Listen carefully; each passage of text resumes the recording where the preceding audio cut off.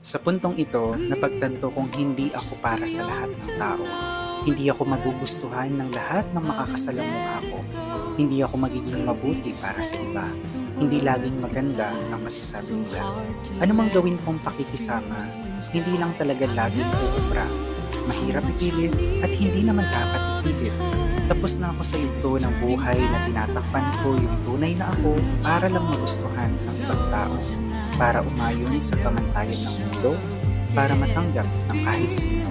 Sa puntong ito, napagtanto kong hindi ako para sa lahat ng tao. Tanggap ko nang hindi ako laging katanggap-tanggap. Alam ko nang hindi ako laging aakma sa iba't ibang kahulugan nila ng tama.